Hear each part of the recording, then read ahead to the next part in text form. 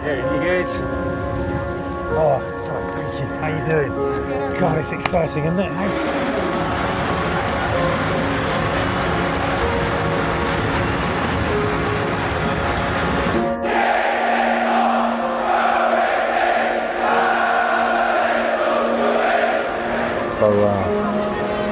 So, how's the week been?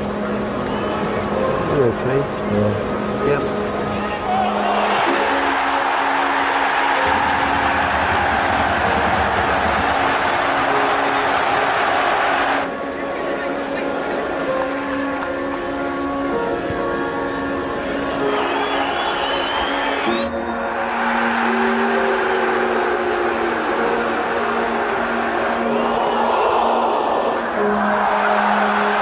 I hope things are better outside. It's not boring.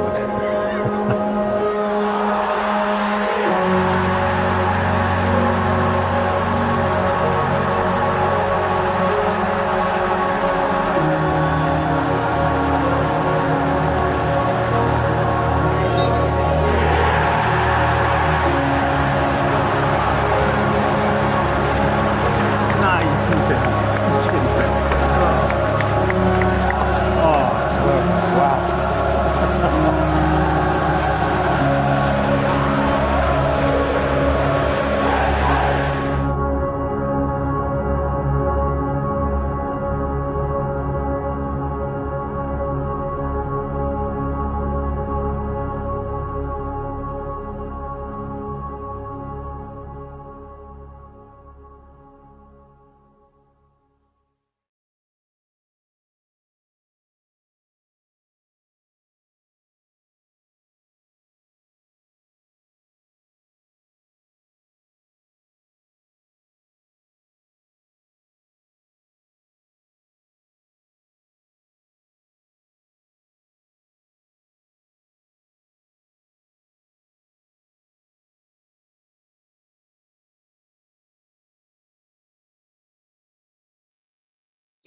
Good afternoon, everybody, and welcome to a very, very special Behind the Curtain Interviews of Excellence.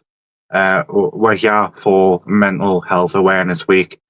So before I bring my guest on, I do have a little thing to say here. Since 2001, the Mental Health Foundation has been leading Mental Health Awareness Week, bringing the UK and people from around the world together to focus on getting good mental health. And this year, the week takes place between the 12th and the 18th of May. And the theme this year for mental health awareness is community. So we want to use this time right now and use this Mental Health Awareness Week to celebrate the power and importance of community while also being able to spread awareness for mental health awareness. Being part of a safe, positive community, it's vital. It's very vital for our mental health and well-being. We thrive when we have strong connections with other people and supportive communities that remind us we are not alone. And the man I'm about to bring onto the screen, my guest this evening, he is most certainly not alone, and he's here to tell you his journey, his experiences, everything he knows about mental health awareness. And I believe we are going to be getting pretty deep here tonight, folks. So without further ado, my guest this evening, my very good friend, David Forster. Thank you. Evening, Thank David. you. Nice to speak to you, DJ. And I'm drinking Nice inside tonight. Oh, there it is. But the only thing I hate about bottles these days is that stupid top. Oh, I'm just spilled pop all over there. While I've got you as well, before we begin, can I just say happy birthday, Davey? Thank you. It is your birthday, and yeah, I just wanted to 43 get years that young today. I want 43. 43. I feel 143 though. Well, I hope you've had a very happy birthday.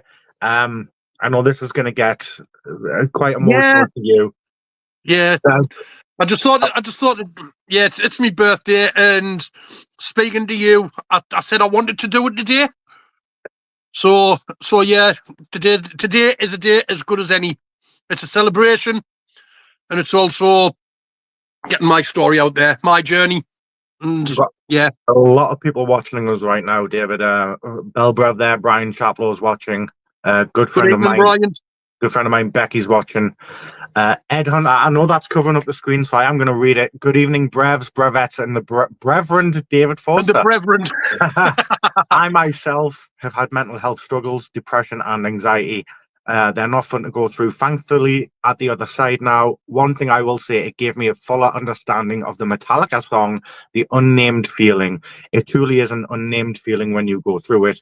One I would not wish on anyone, even Persona. Wow, you know Even what? Coming from Ed, that's a big thing. Yeah, I wouldn't wish it on anyone. I've even people that have bullied us, even people that have pretty much people have said to me, "Fuck off and die." I wouldn't even wish. I don't even think I would wish it on them either. What I've been through. Yeah. Evening, Zoe. And as we begin this as well, I just want to let people know we are not on IWF. We are solely on SME. There will be smoking and there will be strong language and there's going to be content that probably won't be suitable for younger people. That does include you as well, Ethan. Good evening, Good Ethan. I afternoon, hope you're Ethan. How well. are you, my friend? Hope you're keeping well. Evening, Lilith. Lilith. That also includes you. Yeah. Happy birthday, Davey, says Brian. Thank you, Happy Brian. birthday Thanks a from lot. Becky. Thank you, Happy Becky. birthday from Zoe, and Thank you, happy Zoe. birthday from And Lilith. thank you, Lilith, my best friend. So I've known you for a while now, a few years, and I do Yeah. know bits and pieces of your life, bits and pieces of your life and things you've been through. But before I dive into the questions I've got, is there anything that you would like to explain or tell the people that are watching right now? Like, about what really? Just so we are You- going to go through it. So We're going to go through a lot. You could introduce yeah, yourself. You could yeah, warn people. I mean, my mental health journey. I mean, I'm 43 today.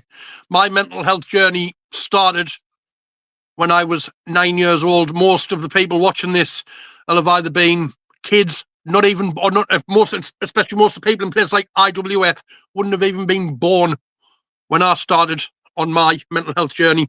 So it's what I said to you last. What did I say to you last night? If just one person watches this, just one person watches this and takes something from it, I don't care. I don't care if it's one person watching or 100 people watching. Just if one person takes something away from this, then we've done a good job tonight.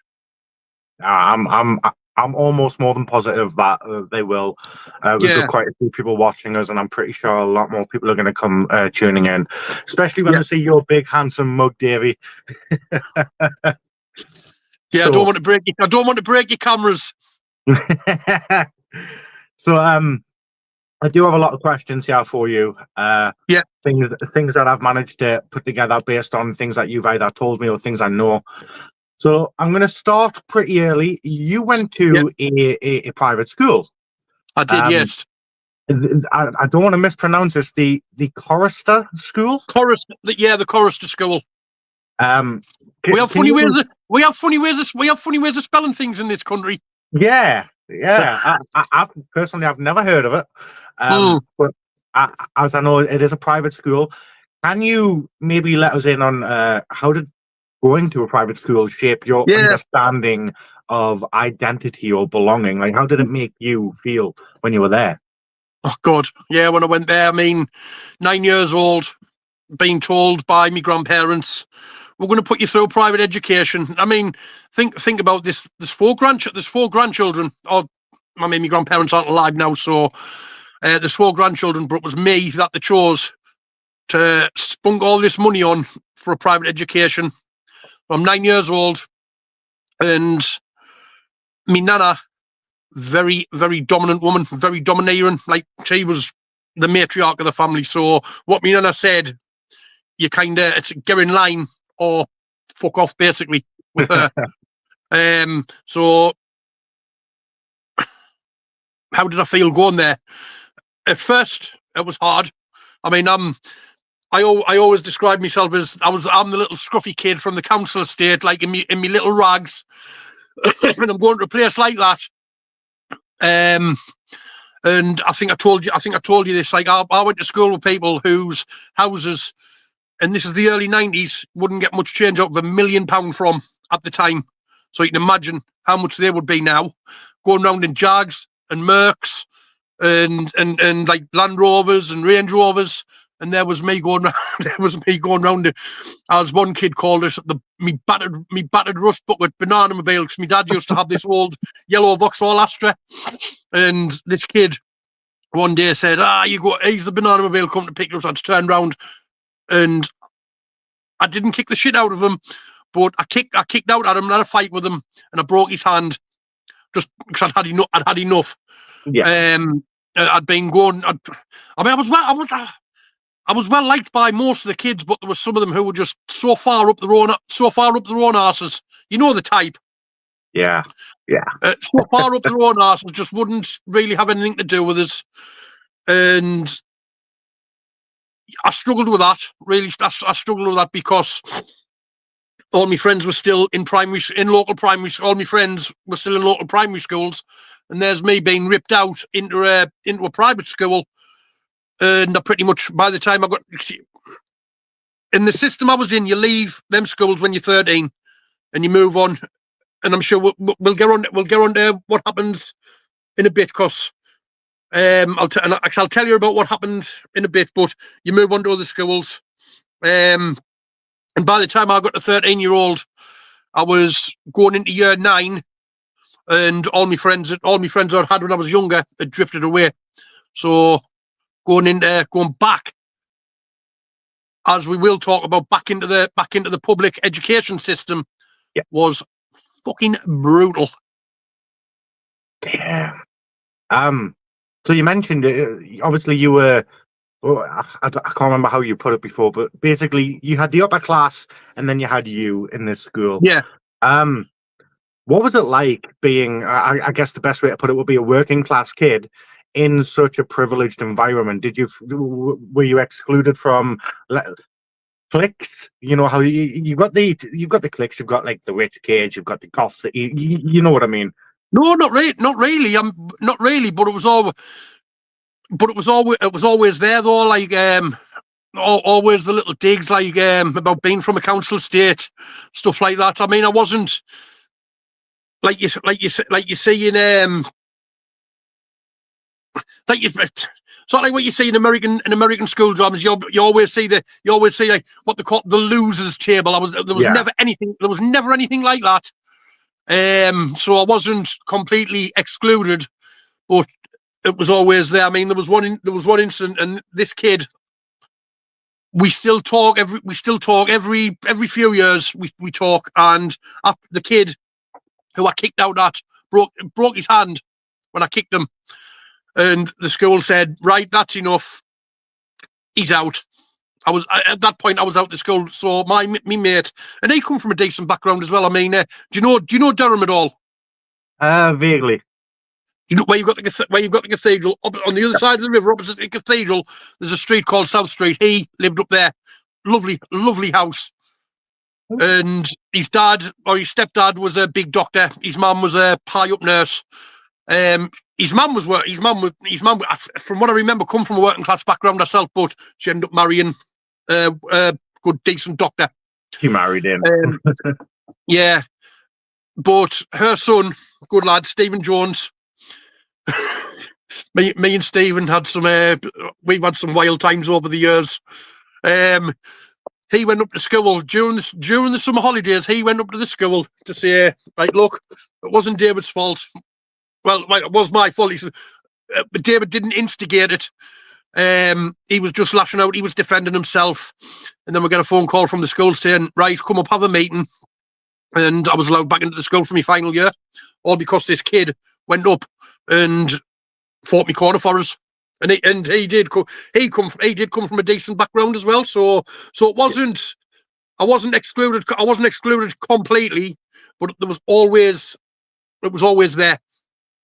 Yeah, I know what you mean. I think I know what you mean. At this private school, obviously, you said your grandparents sent you to this private school.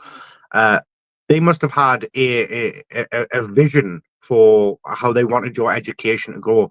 Did that pressure Yeah. affect you mentally in any way? Oh yes. Oh yes, it did. Oh yes, it did. So a few years ago, I mean, I've never seen this man for a while now. He might be dead. He might have died now. I'm not sure. But this man said to me about 10 years ago, says, David, the money your nana and granddad put into your education, you should be a fucking rocket scientist by now. I just thought, no, you don't know the half of it. I just thought, what a fucking ignorant comment to make. And that was, I think that was their vision. Maybe, possibly not like rocket science or anything, but their vision was private school, then onto Sunderland High School, then probably university after that, once I'd done like GCSEs and A levels and that. So that was certainly their vision. I don't know what they want. They never said what they wanted us to do, a lawyer, solicitor, or anything. They never had, or they never certainly had seemed to say any aspirations what they had for us to do.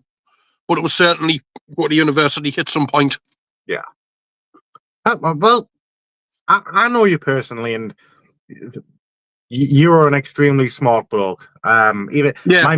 my missus has even said this. She says the amount of times where she sat down and just being able to natter on and have really lengthy conversations with you. Yeah. You're a really, really smart bloke. So Yeah. it goes to show you don't always need that private education. No, you don't. No, you don't. But jumping from the private school, you transition from private to public school. Mhm. Can you describe how that shift went for you? Like, obviously, you had friends over in the private school. Did you have friends in the public school that you were going to as well? No. No, No, not at all. that must have been tough. Like all my friends who were in private school, all my friends who were in primary school went to that school that I went to. But by then we were, I was 9, I was 13, so 4 or 5 years apart at that point. So they've gone to their school in years. I didn't start till year 9, so they've gone in year 7. They've formed their cliques. By the time I come in year 9, I didn't stand a chance really. Yeah. Ruby. Evening, gents. Happy merry birthday, Miss Davy. Thank you, Ruby. Love you too. Ethan, From Darlington. Oh, Darlo. I support Darlington, Ethan. That's the genius. Happy birthday, Davy Thunderhead. I love you. I love you too, Colin. We all love Colin. Yeah, I've had some good times. With Colin. Me and Colin love Colin. I love you to bits, my friend. Absolutely. Such a great bloke. Yeah. When you transitioned from private to public school, and obviously all your friends had they'd already got their own friendships and cliques with other people. Did you find yourself a victim of bullying in there, and how did that go for your mental health? Well, I'm just going to say this. I would have rather have been educated in Guantanamo Bay than what I went through. It was at the start. It was it eased up. By the time I got into might have been year 10, halfway through year 10, it started to ease off. But from 1995 to probably to mid 96-ish, 97-ish maybe, I would have rather have sat in Camp Delta in Guantanamo Bay than have to deal with what I went through. Happy birthday, David. You. We're all watching from work. Thank you, Maureen. I love you too. Absolutely love Maureen. I love that. The support people are coming out to show you tonight. Yeah. It's amazing. Yeah, I love Maureen. I do love Maureen. Work with her all the time. Speaking of support, obviously you were bullied. Was there any teachers or adults during those years who maybe tried to help, or that you could speak to or go to? During the first year, no. There was one teacher who did look out for us, and I do believe she would talk to me. Talking to me dad used to work in a pub where she used to drink, and I believe she might have even spoke to me dad about it a couple of times. So yeah, I think there was maybe at one point there was one teacher watching out for us. But yeah, there was, apart from that. Sorry, me dog's kicking about somewhere. Sorry. It's all good. Well, she kind of get through, so she can just stay there. So in the first year, yeah, there was one. I think there was one teacher looking out for us. Going into my second year there, and probably one of the greatest teachers, Mrs. Thurgle, low at a bit. I don't even know. She must have been in her late 50s, in the 90s. So she'd be, if she's not passed away, she'd be in her 80s now. But what a woman she was. Looked out for us. When I did things stupid, would tell us straight. I can remember when I was 15-year-old, I did a homemade tattoo on my arm, needle, Indian ink, and Indian ink. And I went into school one day, and she just looked at us. She looked at us, shaking her head, wide-eyed. What's that on your arm? It's a tattoo. She went, I know it's a tattoo. What have you done that for? I said, I just thought it looked all right. Looks all right? Yeah, stupid bastard. Wow. But no, she was a great woman. And if she was still, I would love to see her today if she was still alive, because she did a lot for me in the last 2 years of school. I like that. We had teachers like that at my school. We'd come in early every morning, and he would always. I remember he would blast Tenacious D on the speaker system, and he would let you into his classroom, and he had his own guitar, and he would rock out science teacher, Mr. Black. I remember Chris Black, fantastic. This Enid Thurgle, she was that for me. Absolutely great teacher. She used to in my last year. She used to run what was called, if anyone on here has been to Easington School, I don't know if they still do it now, but they used to have a thing called the Pupil Improvement Room. That's when you get sent out of your lesson. Instead of going to, we used to have a thing called on-call. You'd go to the on-call if you got kicked out of your lesson. Whereas Mrs. Circle used to run the Pupil Improvement Room. It was a form of on-call, but that's where you would go. That's where you would go when you got kicked out of your classes.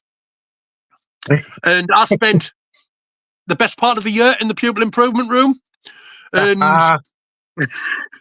it was great because we got to play in there. We had to do our work, but we got to play a championship manager for the best part of a year in that class, in that room. Sorry. So, but she was great.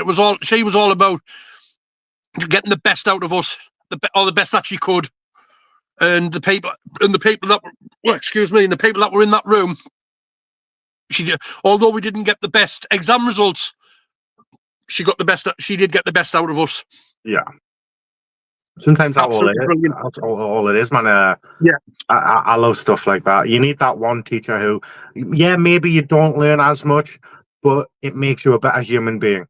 Yeah, and as well, what she did as well, like the school would arrange days out, but the bad kids wouldn't get to go because they'd been naughty. And what she did a couple of times was organise trips for us to the Metro Centre. Can you remember the old bowling alley and Laser Quest? Laser Quest at the Metro Centre, and I remember she organised a couple of trips for us, like the ones that wouldn't go on the normal school trips. Would organise a trip for us to go to like Laser Quest and bowling and stuff like that. And brilliant. I thought that woman was a class act. I love it. Yeah. So during school, when you were going through all of these hard times and mental health struggles, do you think there's any signs back then that others missed that could have pointed to any future mental health troubles that you had?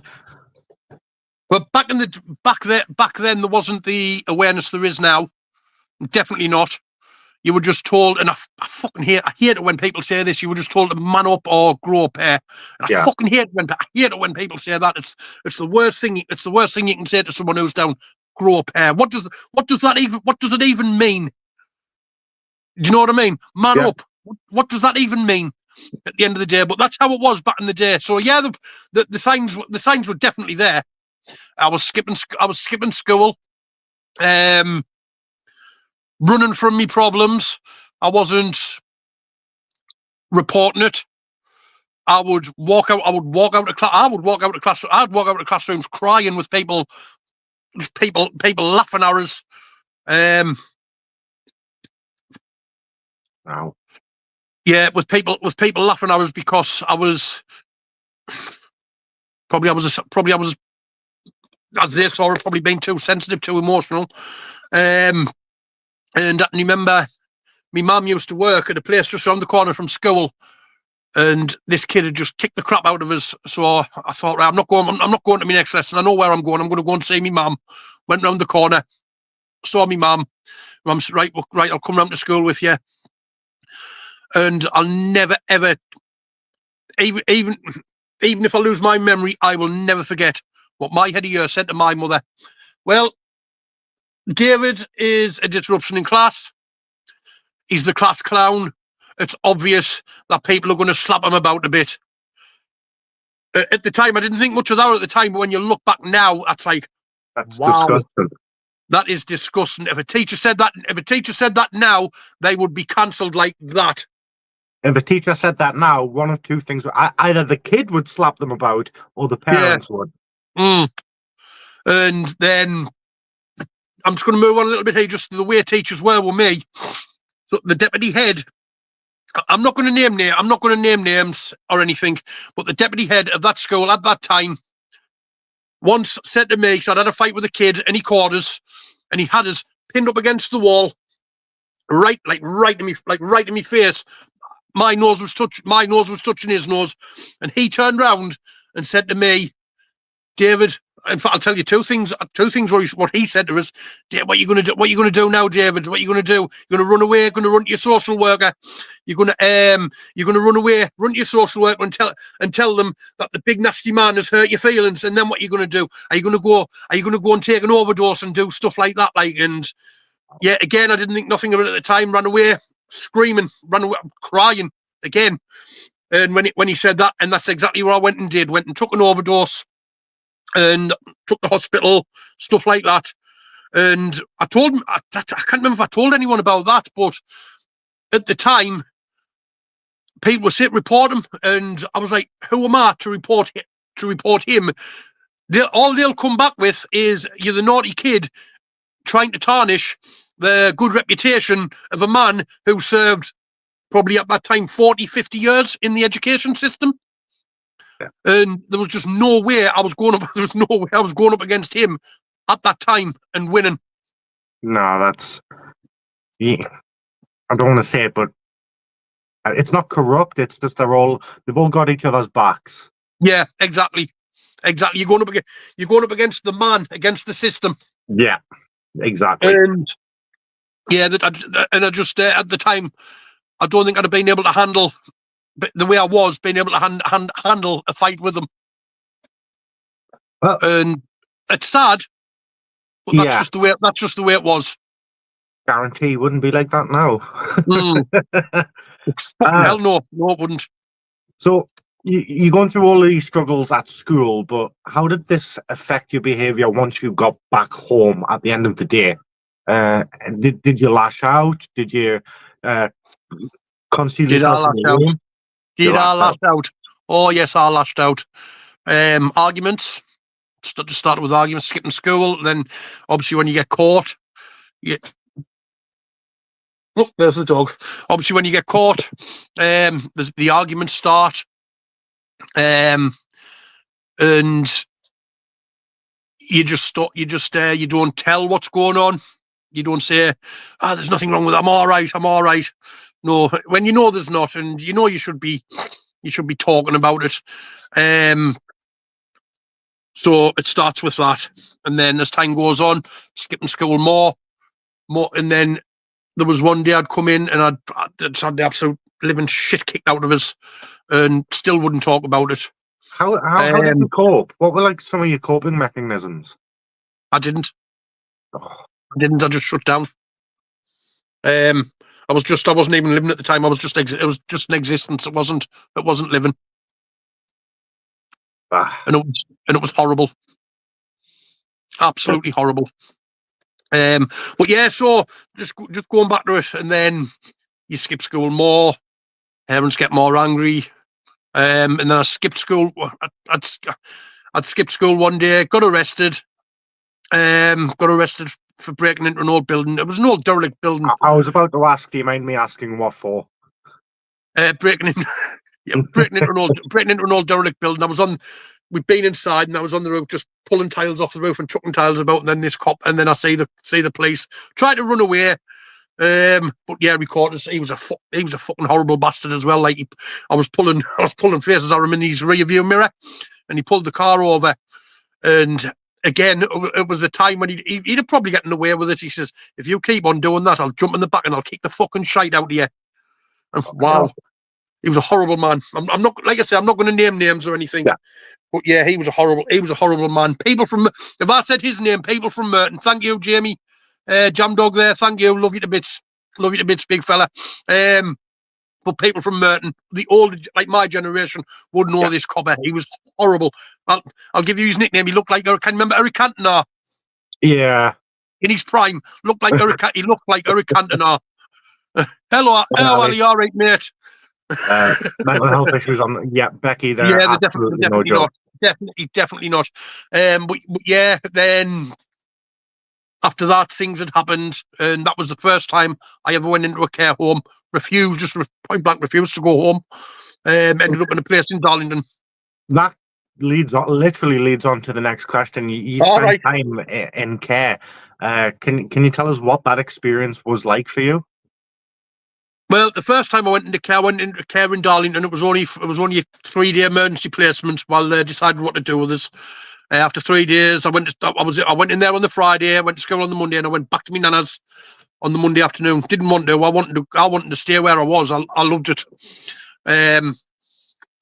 So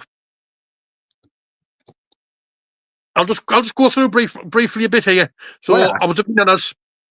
Then I went back. I moved back home with my mum. So I got sick of me. I just got sick of me nana's. I just couldn't buy being there arguing with her, running away and stuff like that, and end up getting arrested. Right, I didn't get arrested. I ran away from home, and the police picked us up and took us into the cells. So that wasn't an arrest. So I ended up going back to my mum's, and just from there, it spiraled from there. Like when I was in and out of care for over a year, well over a year before we finally, I was able to get settled. But before we get up into that, there's a lot of stuff what led to that. So after I went back to my mum's, it was just a case of the same old. Here we go again, skipping school. I got in with a couple of older guys, again not naming names. And there was one guy in particular. I was 14 at the time. He would have been 28, 29 at the time, and I was absolutely enamored by him. Loved him. Had his own house, was married, kids, and everything, and I loved him. Later found out that he was probably grooming us, but not for what you think though. Not for what you think. I think I've told you this. Not for what you think. He was wanting to. He was a weirdo. When I look back now, wanting us to. Yeah, when I look back, Iris, he wanted us to have sex with his wife, basically. And while he watched. Yeah. Josh, my friend Josh, if you're watching this, he's a cook. Yeah. Wow. Yeah, wanted us to have sex with his wife, basically. But I was that much love from Walker. Love you, Walker. Love you, Walker. Walker, tell your lass I'll be round later for the usual. So yeah, this guy, I was absolutely not in love with him. Not in love with him. That's not the. I loved him, but not like that way, if you know what I mean. I was taken in by him. Yeah. And I got filled in. He got on the wrong side of some people in Merton at one point. He nearly killed someone. And then this lad who he nearly killed caught up with me, and fucking 3 of them filled me in one night.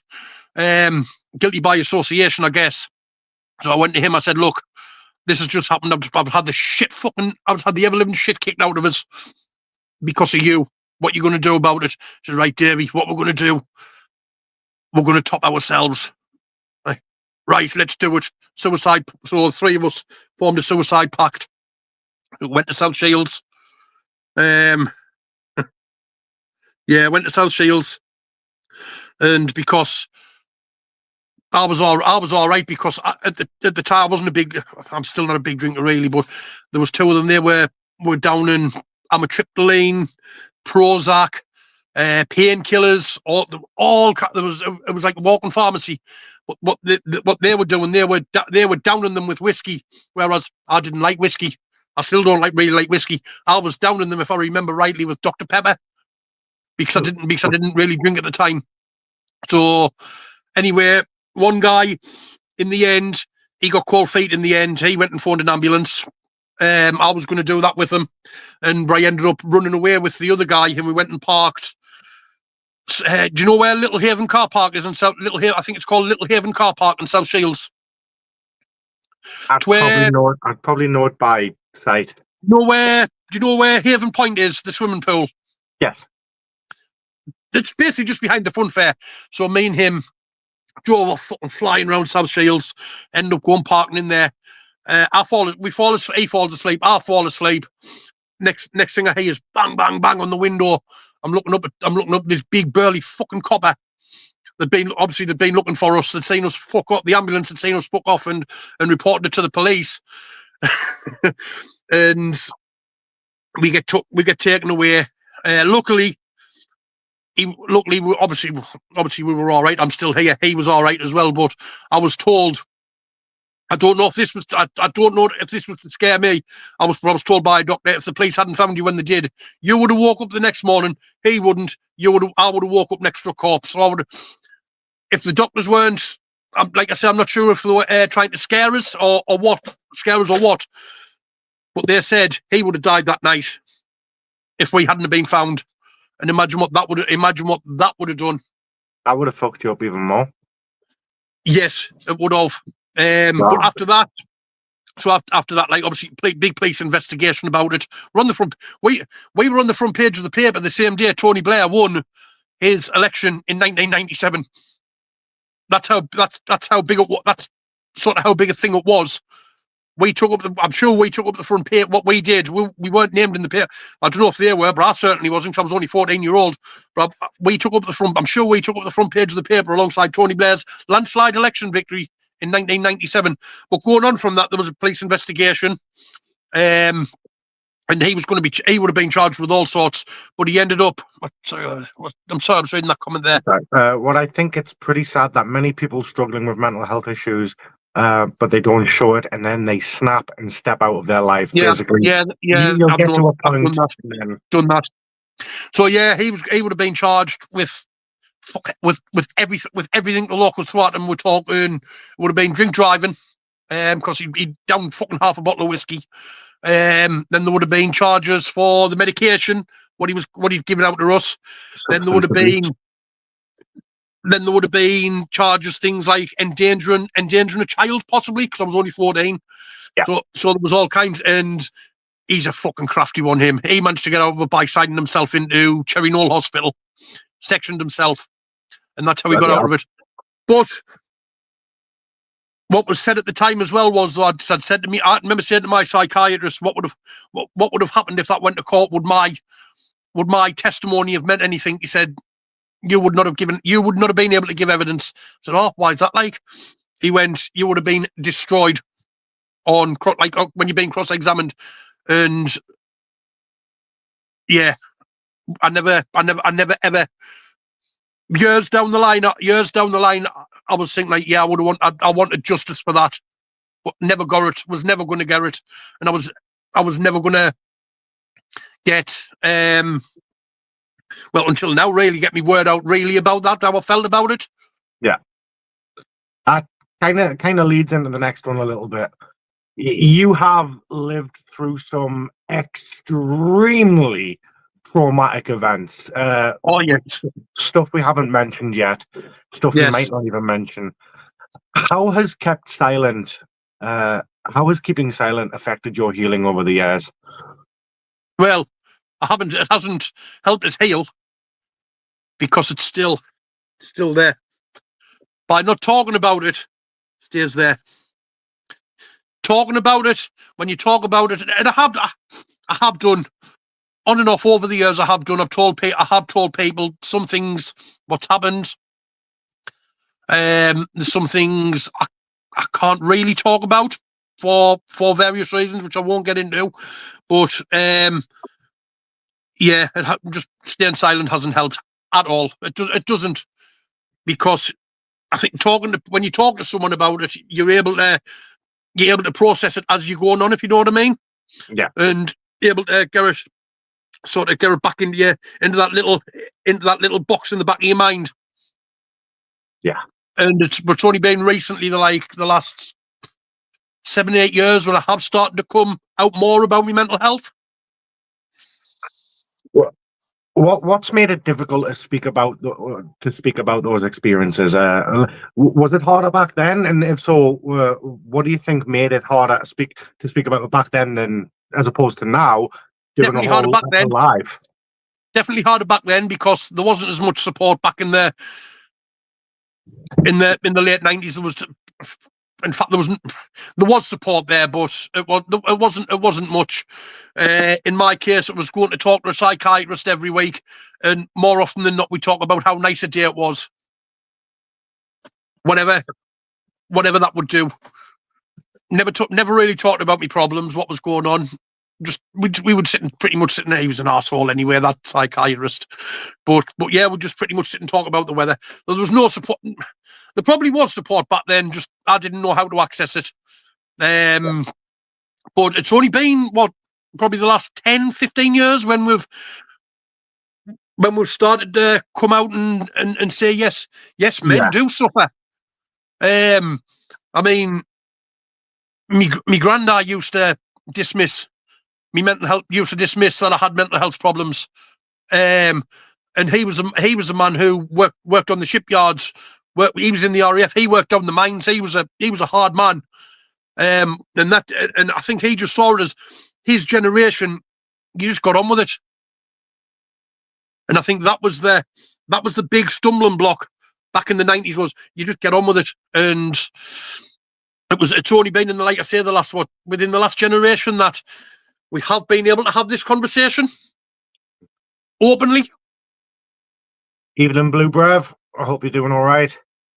Kind of actually, seeing a wrestler there, it brings me on to onto a question I wanted to ask. We met through wrestling. Yes, we did. Yeah. Has that helped over the years? Having maybe an outlet or something you can use to get those things in your head out there physically? Yeah, my journey in where do I even start with my journey in wrestling? I mean, yeah. I was given an opportunity. I've been given opportunities in wrestling. I think we all know that, and I'm not right now going to go too much into that. But yeah, I had a good James. I mean, for where me and him are now, gave us a hell of an opportunity. And we've used me mental health in storylines before. We've done this before. But the difference between then and now is this is my narrative. It's not being directed by somebody else. Yeah. But yeah, I was able to sort of get some younger out when I've been like the Reverend, and when I've been all shouty and stuff like that. That yeah was a good outlet. Just able to be able to scream and just get it out there. I know exactly how you feel. Yeah, yeah, exactly. For those who might be watching, or those who are going to come back to watch, for those afraid to talk about their own traumas in their life, what would you say to them if you could speak to them directly right now? Don't suffer in silence. Don't suffer in silence. There was always somebody out there who you can turn to. Whether it's me, whether it's you, whether it's anybody in IWF or in Imperial Wrestling, anyone, don't suffer in silence. Speak to someone. If you can't speak to them, I can see the little banner going across the bottom there for the Samaritans. They will be happy to help you. There's also other organisations out there, not just the Samaritans. You've got is it Andy's Man Club, stuff like that? Yes. I'm talking specifically about for men here. Andy's Man Club. There's another organisation which I've been involved in myself at some point a few years ago, called Man Health. There's another one. So my message to anyone who might be sitting there now watching, thinking, I've got no one. I'm all alone. No, you're not. You're not alone. And I can promise you with all my heart, you are not alone. If you've got a problem, reach out. Reach out before you do something stupid. Or before you think, before you think, before your mind gets to that point, before you get to that dark place that you think there is no turning back, there is always a way back. Reach out. That's all I can say. There's a powerful quote I read. I would rather listen to your story than read your obituary. Yes, I've never heard that, but I like that. Yeah, I do like that. And it's true. My friend Becky can never suffer alone. I'm also a listening ear. Becky, very good listener, very kind person. That's good. Mental health, it can hit us all for many different reasons anytime. And one of the big causes that I personally know as well, and I know you do, Davey, is grief and loss. Whether it could be the death of someone, it could be a relationship falling apart. I know that you've lost several loved ones, whether it be through death or divorce. How did those losses affect you mentally?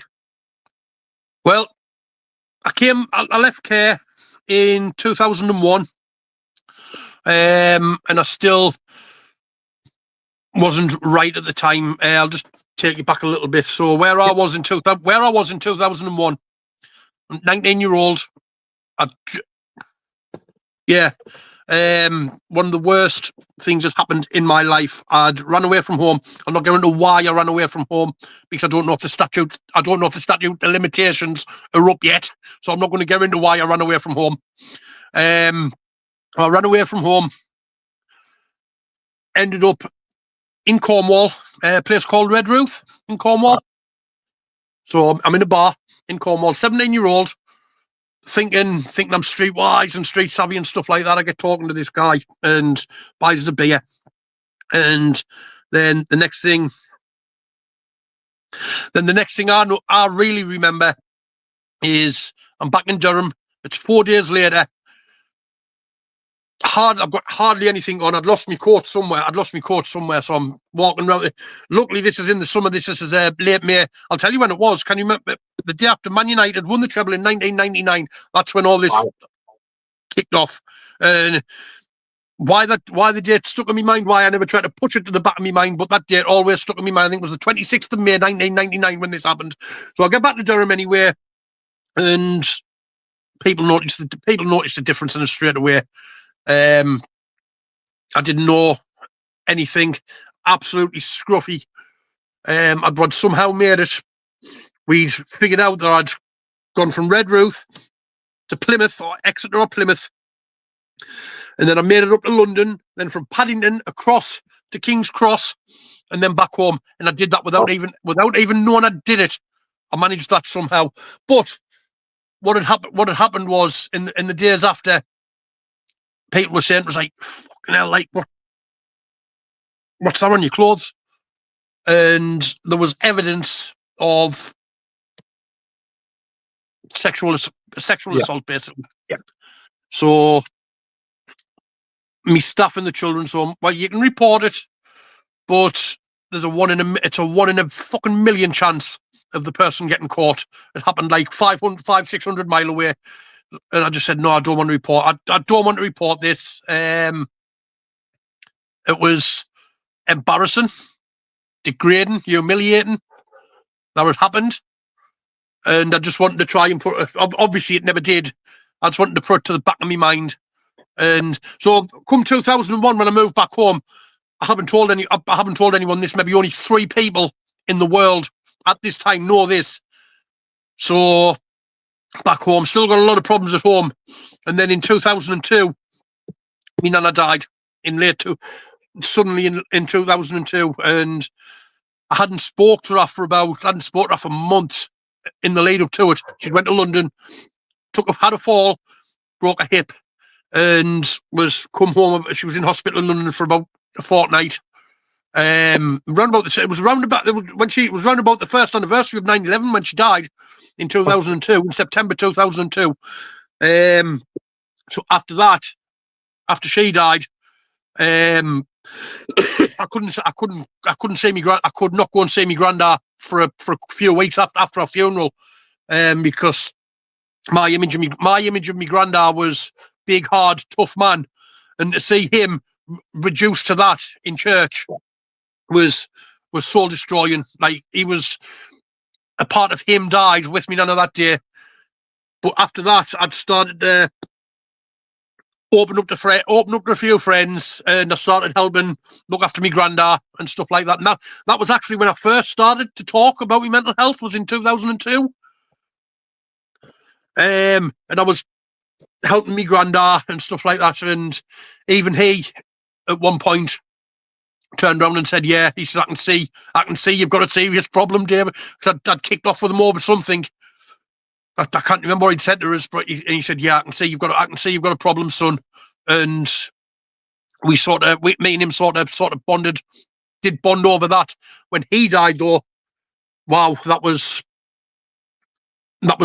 like me heart being ripped out. I come home after his funeral, and I went into my bedroom, and I didn't surface again for 3 months after my granddad died. And then I think things were. I don't really know how to describe it. Because when my granddad died, it was that sudden, and the day he died, I went to hospital with him. He was due to go to hospital anyway. He was due to go for a blood transfusion, and we were sat on the ward while he was waiting to go, and I kept saying to him, "I'm going for a tab, Grandad. I'm going to go for a fag and phone me mum. Let me mum know how you are and that." And I just kept putting it off and putting it off and putting it off. And in the end, he said, "David, will you just go for a frigging fag and go and phone your mum?" So I'll go out. I light my cigarette up, and I hadn't even put the phone to me ear. This woman come running out and said, "Yeah, I think you want to come back in. Something's happening to your granddad." Like, what's going on? So I ran back in, and this doctor pulled us into a side room, and I was fucking raging with the doctor. Like, what? I'm not telling you. What? I'm like, what's going on? What? Just tell us what's going on, so I can phone me mum. And I'm not telling you. You are not the next of kin. You have no right knowing what's going on and stuff like that. And then I just remember me mum coming to the hospital, and the doctor is sitting telling me mum, my hand, I had like a fist on the desk like that, and me mum, I can just remember me mum putting her hand on mine like as if to say, "Don't." I was going to jump over the desk and rag the doctor all over his little room, just not because he wouldn't tell us what was going on, just because of how insensitive he was. He could have dealt with us a bit more sensitively. But yeah, and that it was that took a toll on us as well. Like, that I never even said goodbye to him before. I just walked out the room as if I'm just going for a fag now, because I was expecting to walk back in and see him 5 minutes later, and I never got to say. And that really killed us. That after that, we go on. I mean, we've all lost people, but 2015, lost my sister. That was me and my sister, me and Alison. I don't know if there's anyone here if there's anyone here from Merton watching, they'll know. The old, like my generation, will know Alison. She was a force to be reckoned with at times. That girl had a rivalry right up until the day she died. I mean, I'm just gone 43 now. I'll have been 33 when she died. But we had a rivalry right up until the day she died. And that one, I remember going into hospital. And I can remember I remember them getting, me mum and dad getting the phone call. They'd been in to see her that afternoon, and then they're getting the phone call, and all I remember is hearing me dad say, "You're joking." And I'm sat on the stairs. I'm sat on the stairs listening at this point, like, like when you listen to your mum and dad arguing on a night, and you're sitting on the stairs and you're trying to figure out what's going on, and I'm sitting listening, and I'm thinking, "Don't say it, don't say it, don't say it, don't say it." I'm talking to myself at this point. I think my mum was on the phone, and my mum comes out, and I'm like, "Mum, don't say it. Don't you dare. Don't you fucking dare say what I think you're going to say." And my mum, she says, says, we've been called to the hospital. We're going to have to, we think this is it. And I said, I'm not coming with you. I can't come with you, Mum. I can't do it. I can't do it. And my mum just, I can't remember exactly what she said, but it was words to the effect of, just grow up, David. You need to do this. If you don't do this, you'll regret it for the rest of your life, son. And I think she said words to the effect of, I don't want to leave you in the house on your own. Just stew on it, to think about it. And I can just remember the conversation in the car going through, like, my mum was saying, I think this is it. I think she's dying, or she's died, and we got there. Yeah. All I remember about getting there was I'm just sat gripping onto me mum like a child gripping onto his, like a child gripping onto his, like their mother. And all I can remember is the doctor saying, it was just 5 words when I remember. So unfortunately, she has died. And yeah, I didn't lose it. I thought I would have lost it. And it was just going into a different mode. I remembered how I was after my granddad died, and I thought, I can't do that again. I was just getting into a relationship at the time, and I thought if I did that, I would ruin the chances of that relationship. And although, yeah, Stacey, although we did go on to get married, and that ended up being a toxic relationship. But at that time, she was an absolute superstar at the time. First thing she said was, I spoke to her on the phone on our way home, spoke to her on the phone, and she said, David, she says, look, we've only been together a few weeks. In fact, it wasn't even that. It was only about 8 or 9 days. I'll step back if you want us to. I'll give you some time. And I just turned around and I said to her, I says, no, you can't step back. I don't need you to step back. I need you. I need you. I need you. I need you there, like front and centre. Told what happened to me granddad, and I says, I don't need no one stepping back. I can't do that again. And I just said to my mum the next day, I says, I'm going to go out. I'm going to do things as normal. Not put up I wasn't to put up a front or anything. It wasn't this. It wasn't like a grand spectacle to say, I'm fine. I'm just getting on with life as normal. It wasn't about that. So I knew if I'd stayed in the house, I would have retreated to my room, and I would have stayed in there for months. And that was all about getting back out there as quick as possible. Because after me granddad, it's the longer you leave something, the harder it gets to reverse it at the end of the day. And the next day I was back out, but yeah, and then her funeral came. I must look fucking ridiculous at her funeral. At the 23rd of December 2015, I step out the funeral car, and imagine this: I've got sunglasses. I've got middle of December, just before Christmas. I've got my sunglasses on, and someone asked us, "Why are you wearing sunglasses?" And I think the answer was, "I don't want anyone to see us crying. I don't want to." I didn't say the words, I don't want to look weak, but I didn't want to look weak, basically. Yeah. So I was ridiculously walking around in December with a pair of sunglasses on. I must have looked fucking ridiculous. You mentioned your partner at the time helped you through this difficult time. Was there anyone else who helped you through it? Did you have anybody else? Yes, and I've also lost him as well in the last few years. There's a guy I used to run a shop on the terrace in Merton. Billy Brass, lovely man, great man. He died last year. He died beginning of last year.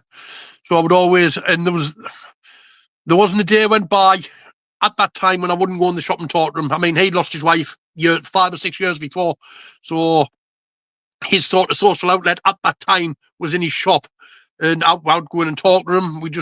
I could walk in there at dinner time and we'd be still talking when he's kicking us out the shop to close it at 5 o'clock. So yeah, I would always go to him, and he would always say to me, like, look, David, I know you're struggling. If you ever have a problem, doesn't matter the time of day, ring us. And he was great. He was great as well. And he was one of the ones who helped me get my job. He was one of my referees. Him and Colin were my referees for the job. And I remember going the day I was offered the job, I remember going in and telling them, "Oh, I've got the job. Will you be a referee for us?" And like, "Yes, of course I will, with pleasure." And I says, oh, honestly, I cannot wait till you get to see his starting work and stuff like that. That was in November 2020. What we are now, 25, so it would have been November 2023.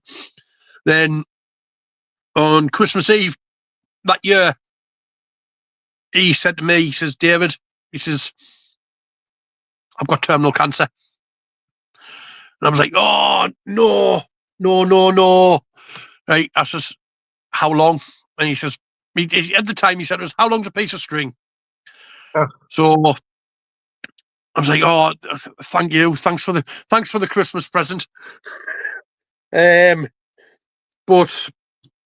yeah, so we got through Christmas. And then I saw him a day, because he goes, obviously went away to his family for Christmas. His family's scattered all over the country. And came back, then went away for New Year, came back.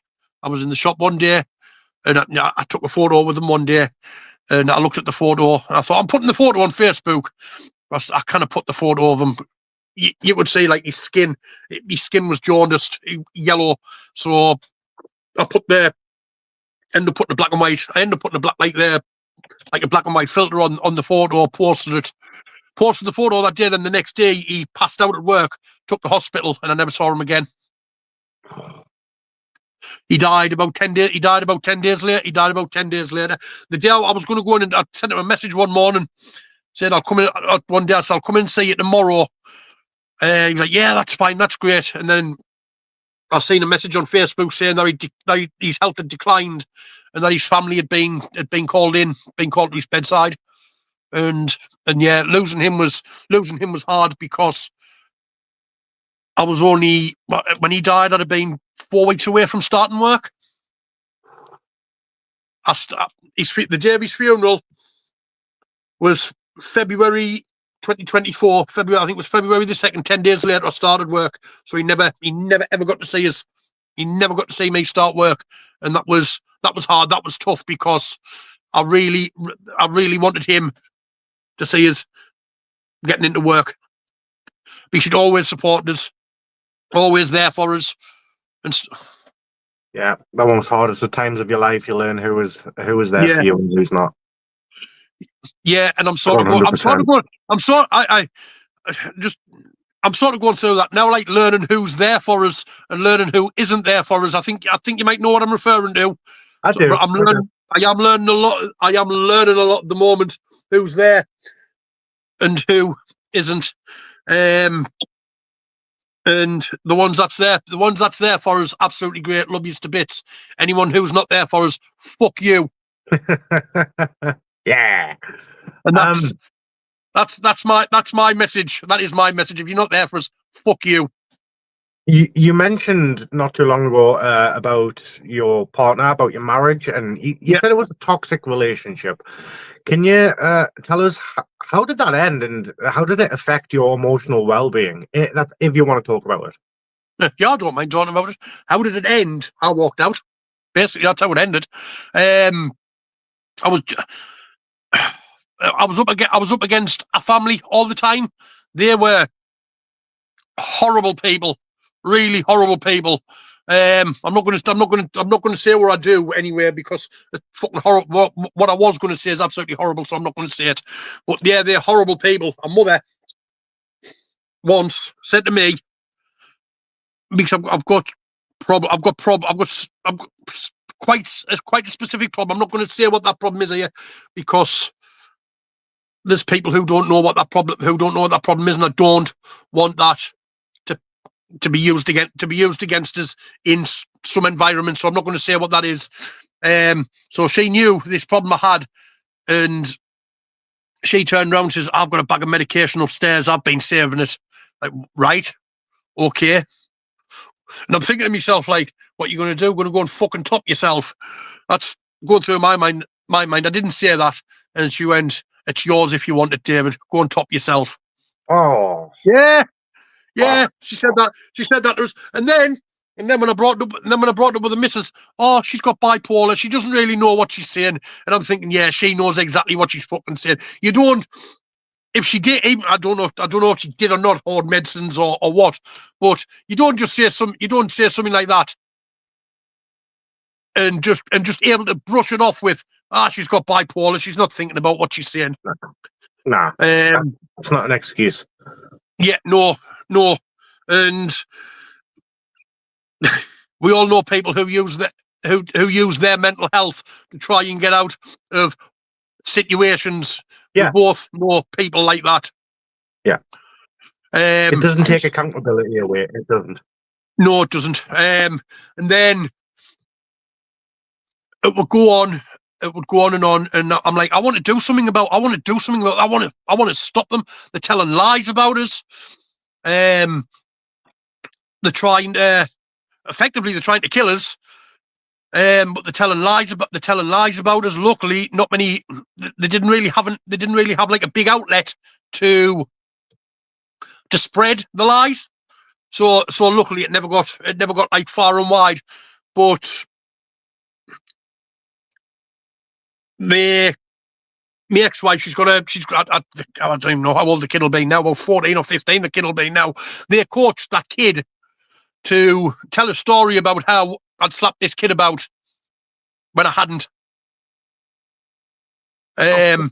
So here's a story for you, right? So when I get divorced, I get the divorce proceedings, I get served with the proceedings. And there's a paragraph in there what says that I was abusive to this kid.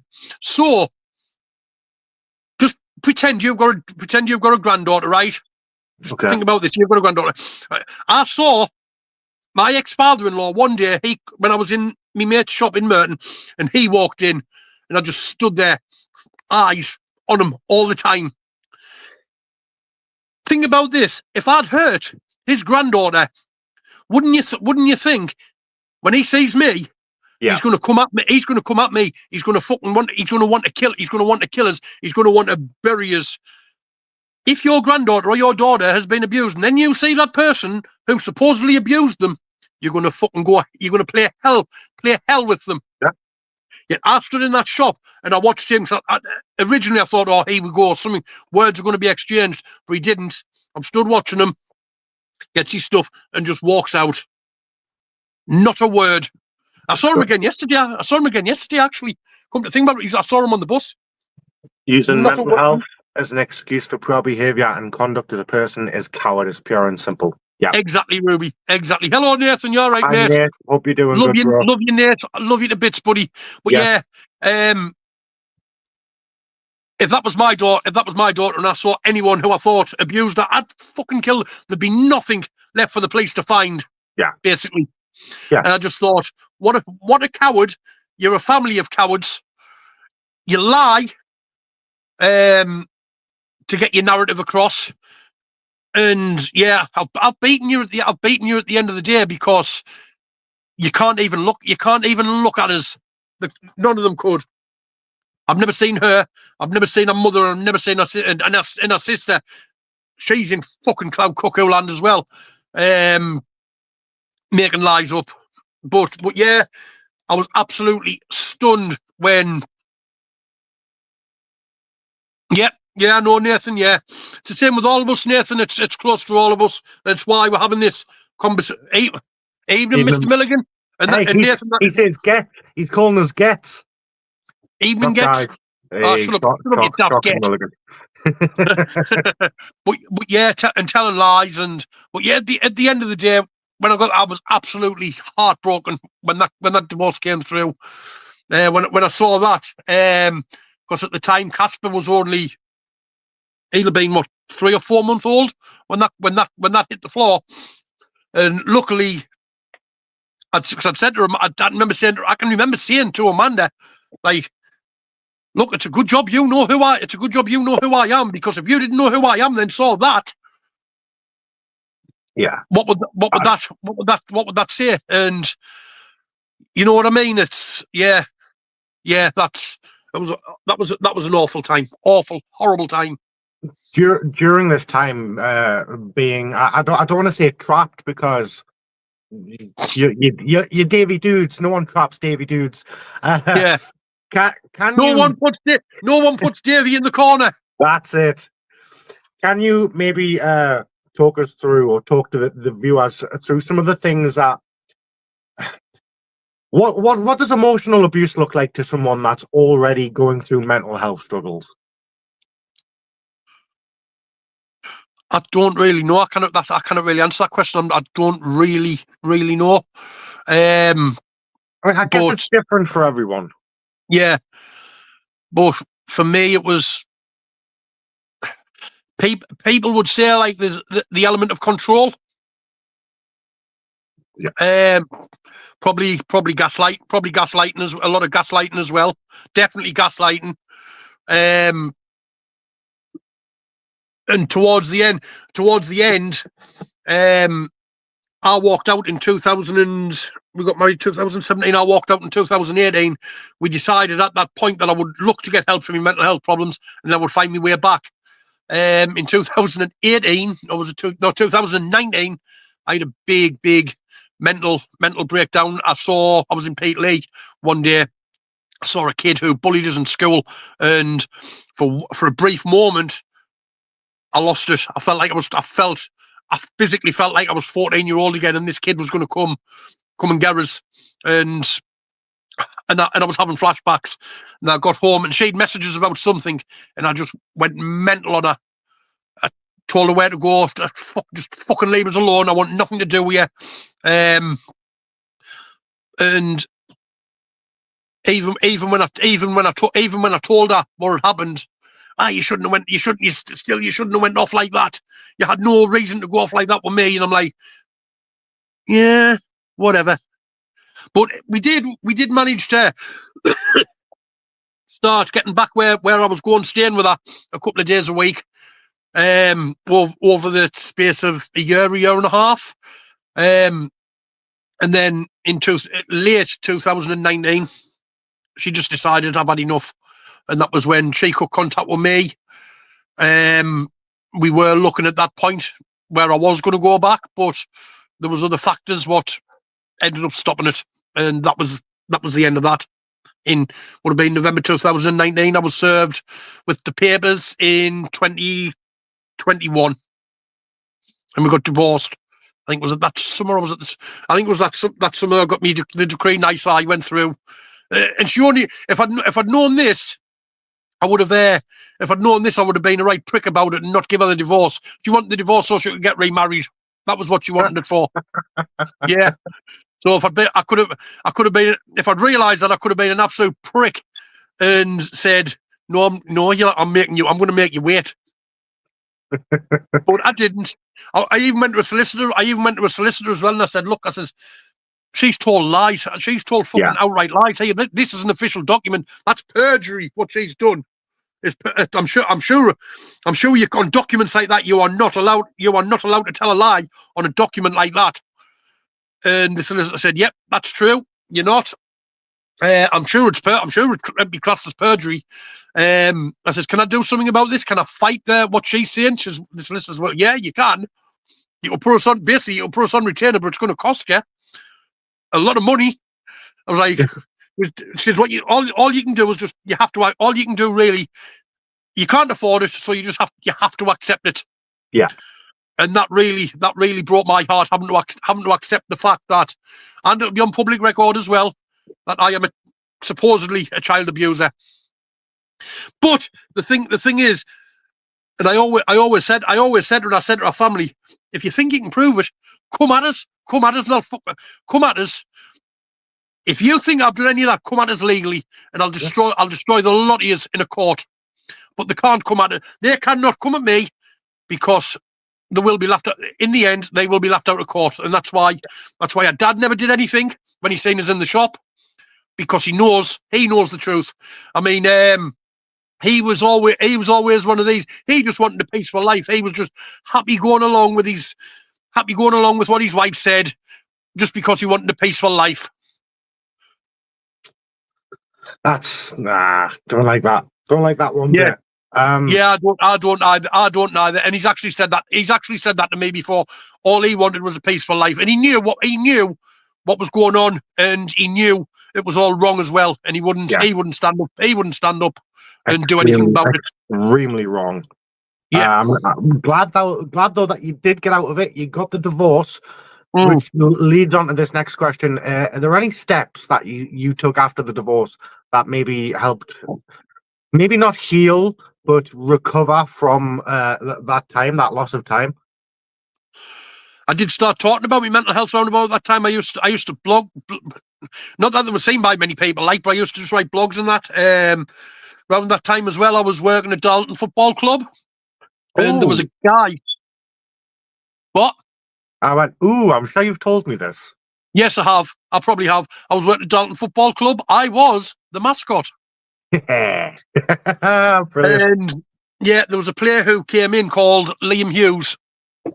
I'd love to know what he's doing now. Absolutely cracking gentleman. He's got mental health problems. He's again a suicide attempt survivor. And one of the secretary of the club put us one day. I went in one day, and he just, come here, David, and he took us up and introduced us to Liam Hughes. And I just looked at him and I hugged him. I'm like, thanks for this. I really need this. Is what I really need. And he said exactly the same as what we've just said before. You are not alone. Don't worry. So I'll give you my phone number. You're not alone. If you ever need to reach out, just give us a ring. And I have done a few times. But I haven't spoken to Liam now probably for about 4 or 5 years. I'd love to know what he's doing. But what also as well, do you watch Coronation Street? I do. I used to. Can you remember when who was the X Factor? He was an X Factor winner. Shane, somebody. I know what you mean. He played He played Aidan O'Connor or something. Yeah. Shane, what the hell's his name? Come on. Some of the people watching this will know his name. Someone Shane. watching's got to know there's Shane something. Oh, I know this is going to kill us. Hold on, I've got my other phone here. I need to know this now. It's not Shane Dawson. It's Come on, people. Help us out here before I go on before I get on Wikipedia. Shane Ward.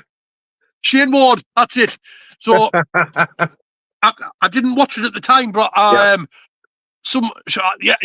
Shane Ward. Really, Milligan. Shane Ritchie.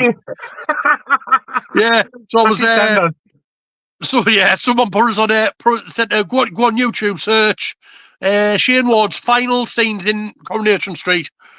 I remember watching it, and it showed him like he's sitting in the pub. The camera's just going round. There's no the sound. It's like from the sound from what's coming from his, like what he's hearing. The sound's all blurred out. He's looking round and looking at everyone. The sound's all blurred out, and I remember watching that and thinking to myself, like, I know how that feels. I know exactly how that feels. And then it showed him like ending his life and stuff like what he did, end his life and stuff like that. Yeah. I'm thinking, yeah, I've been there, and that sort of hit a nerve as well. At the same time, Coronation Street were also doing one with David Platt, where he was raped by a man. And I briefly touched on sexual assault earlier on, and watching his scenes and watching how the absolute devastation that causes, and hearing sort of like him, like he's obviously the character, not the real person, obviously the character talking about it, and thinking, yeah, that's sort of how I felt at the time, and how he opened up about it, and I just remember thinking, well, and yeah, I know it's fictitious. Obviously, I know it's fictitious. We're not watching a documentary here. But I reached out to Man Health at the time, and I was in with them for a bit, and they were able to help us sort of understand my feelings, just sitting talking, and not even talking about my problems, just sitting in a room with other grown men who were going through mental health problems. We didn't necessarily talk about our mental health problems or what we were going through. It was just being able to sit in a room with grown men, knowing that, yeah, I'm in the same boat as you, mate, and knowing that we were all in the same boat. And that would have been back in 2018, 19. But yeah, since then, I still have my moments. I had a big meltdown had a big meltdown recently. A few people watching this will know about that. Maureen, if you're still watching. Yeah. But yeah, since starting work last year, that's improved my mental health. That has improved my mental health. I have my moments. I'm always getting wrong. At work. David, think for yourself. Just think for yourself. Use your initiative, David. Use your initiative. I'm always getting pulled for that. If you think something needs to be done, just go and get it done. Because I still have that self-doubt in myself. Yeah. That I'm not doing something right. Nah, you're doing everything right, man. You really Yeah, are. yeah, but there's always like that thing there saying, no, you're not. This isn't right, David. Stuff like it's always there. It'll always be there. People always ask us, do you still get suicidal thoughts? Answer to that is yes. Davey starting work was something great to see happen as he has developed so much since. Thank you, Taylor. That is Taylor. I remember. I love you the bits, mate. I think it was outside the Plain Farms venue in Sunderland sometime. It was either late 2023 or early 2024. You were telling me about your job or that you were going to get it, and I was over the moon for you. I remember talking outside the venue. That would have been might have been just after I started last year, I think. Yeah. But Taylor, I love Taylor to bits. One of me stories that I remember telling Taylor, the first time I ever met Taylor, me and Taylor pretty much from the first time I met the man had a heart to heart, and I've loved the man ever since. He is within wrestling, he is one of my closest friends in wrestling, and I love Taylor. I love you to bits, mate. Oh, there is. I love you so much, lad. Yeah. One of the first things I ever asked Taylor was, do you smoke? I'm sure that was the first thing that came out when I saw him. I think that was the first thing that came out. What his response might have been, but I don't want to say it on air. Yeah, no. Never changed, Davey. Never changed. Thank you, Taylor. Yeah, I'm trying not to, Taylor. You don't change either, Taylor. And what you're doing now, buddy, for the Pride community, you're gonna absolutely smash it, mate. Absolutely smash it. And you don't need anyone behind you to do that. You're going to go out there and you're going to go out there, mate, and do the proud community, do the proud community pride, do the Pride community proud. Yeah, the LGBTQ plus community. They don't know what they're in for with Taylor, but they're going to love it. I can tell you now. Yeah, because there was a time when after certain events, I became very, very homophobic. And I remember someone sitting down and talking to us and saying, look, David, what happened to you was one person. You're persecuting a whole community because of the actions of one person. David, you're better than that. Think about it. And I was honestly, when they said that, I was in floods of tears when they said that to us. And I'm like, yeah, you're right. I've been like persecuting the whole community for nothing really. Not every gay man who approaches us is going to want to do things to us.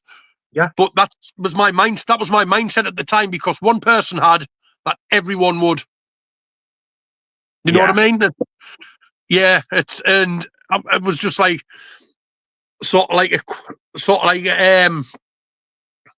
being brought back down to earth sort of thing. Yeah. Can I just very quickly interject here? Because while you've been talking, I've been doing my own little independent research online. Right. I just want to point out how proud I am of you for this. I know it was years ago, 7 years ago now, 6-7 years ago. Mr. Q, I'm sure you'll recognize that name. Mr. Q. Great. More importantly, you, Davey, you braved the shave for Macmillan Cancer. Oh, yeah. I didn't even know that was. I didn't even know that would have been so. Is that on the Dalton website? It is on the official DaltonFC.co.uk /news/Dave's Brave the Shave. Weighs £370. those that know me know I'm a very, very big advocate for any cancer research whatsoever, supporting the patients or even going Yeah, towards a cure. I've got my own personal reasons for that. But I'm yeah. looking on here with a lovely picture of you there, Davey. Wearing the kit, and Is there any chance you could put them out? I need to say this. Is there any chance you could put the picture up? I can put the picture up. Go on, then. Now, I then can let's give I everyone a can laugh. 100% put that picture right. So it Oh, is then let's have a laugh. downloaded now. So this is titled Mr. Q, David Forster. Boom. Oh my Look at him. God! Look at him. Look at him. Yeah, with a good head of hair there. Yeah. Oh my God. Way. Yeah, that was 2008. I'm trying to think who's on the other end. That's a cropped picture. That. Yeah, I'm trying that's to think who's that's on the the one other. that's on the website there. Yeah, I'm trying to think who's on the other end of that. It's either Tommy. It's either Tommy Miller, not Tommy Miller. Who was the manager at the time? Good man as well. Good man as well. Manager Dalton. It's either Tommy Wright or it's Sir Jeff Hurst. A fucking miserable man he was. Scored a hat trick. Oh. Scored a hat trick in the World Cup. He couldn't even crack a smile for us. Taylor, experiences craft how we feel and think. Yeah, 100%. But yeah, going back to Brave the Shave there. Yeah, that was when I was still on good terms with my ex-wife. When I very first met her, she was going through cervical cancer, I think it was. Yeah, that's what it says on there. In remission, and then it came on again. People thought I was a real nasty cunt at the time. Sorry, I hate that word. People thought I was a right nasty bastard at the time when I walked out, because a week later she was diagnosed. I'd walked out, and a week later she was diagnosed with stage 3 cancer. And I can remember thinking, "Oh fuck, I'm going to get it. I am going to get it big time here." Luckily, I didn't. She never made an issue of it. And I said to her, I says, I'm going to do this. I'm going to brave the shave. She's like, all right, cool. I'll do it for Matt Millen. So I'll go in touch with them. And they're like, oh, great. But then I'd started raising money, and I'd sent a message out to Darlow about it, saying I was doing it. A couple of the players even were in as well, from what I remember. Lad called, the hell was he? He was a good lad as well. I can't remember who it was, but he put in. A couple others from the club put in. But Darlow approached us. The media guy, Ray Simpson, approached us. He says, "Do you fancy doing this during a game?" I went. I looked at the missus and I said, "They want us to do this during a game." She's not a football fan, so she wasn't that fussed about it. She said, "Don't do it. Don't do it." I said, "No, I'm going to do this. I'm going to do this. Like, so I'm the mascot. So it's a platform." I said, "It's a platform." So I went and did it. Is the name you were looking for Ben O'Hanlon? Ben O'Hanlon, yeah, that's it. Is it there? Is he on there? Is he? Ben O'Hanlon, who was the very first to contribute. That's it, Ben O'Hanlon, good lad. I've never spoken to him for years either. So I went and did it, and we did it. They were playing Nuneaton. I'm not sure what they were called at the time. In fact, I didn't even know if they're still Nuneaton Town or Nuneaton Borough, I think they were called. I do believe it was Nuneaton. Yeah, we got B2-1 as well, so it wasn't a good. So it didn't end up being a good day. So even in the Nuneaton chairman, he threw, I think, 20 quid in as well. Wow. Which I was pleased about. So I haven't so much as watched out for them recently, but I used to look out for their results on the back of that. He didn't have to do that. Yeah. Wow. But yeah, I did it. It was just before Christmas. Not a time to shave your head. And No. I went all the way. I didn't just like shave it down, no guard. When we got back in the dressing room, I said to my dad, "Says there's a pack of razors. Get the rest off." So I went right down to the bone. And I think I was wearing a woolly hat for about 3 weeks after that. Wow. Brilliant. I've got a few more questions here for you. Right. And Yeah, I'm hoping these are going to provide strength and hope and help people move forward. Yeah. So 3 questions. The first one being, through absolutely everything that has happened to you in your life, what keeps you going? These days, Casper, my son, definitely in my family as well. I mean, my mum's already lost one child. I don't care how old you are. You'll always be your mum. You're always your mum's child. My mum Always, says that all the time. You'll always Yeah. be mummy's boy. Yeah, mummy's baby, mummy's baby. Mike normally says to me, you're not old enough for a smack. Yeah, yep. Yeah. There's a story. Years ago, we went for my birthday. We went on a mini cruise to Amsterdam. Lucky. Yeah. I mean, how old I've been? 24, 25. So it went anyway. So I'm on the boat, and this young'un comes over, starts talking to us from Merton. Two lads from Merton meeting the bar. Hey. Two lads from Merton meeting the bar. What happens? Yeah. So we got absolutely fucking hammered. He was hybrid. Thank you, hybrid. Thanks for seeing your Good hybrid. man, love you to bits. Congrats on Hybrid finding as a well. tag team partner, by the way, hybrid. Eh? Hybrid finally found a tag team partner. Woo! Who's his tag team partner? I haven't been watching a great deal. It's Alfie Jackson. Is it? Oh, Yeah. right. I think that'd be a good. I think that'll be a good team. Yeah, you never know. Yeah. So we'll go to Amsterdam. I'm in the bar. This lad from Merton. He's in the army. He's going back to Paderborn. I think he was going to. So two lads from Merton meeting the bar. The worst happens. So I get back to the room where I was sharing with my mum and dad. There was no ensuite. I'm dying for the toilet. So I'd open the wardrobe, lob it out, and pee in the wardrobe all over my dad's new jumper.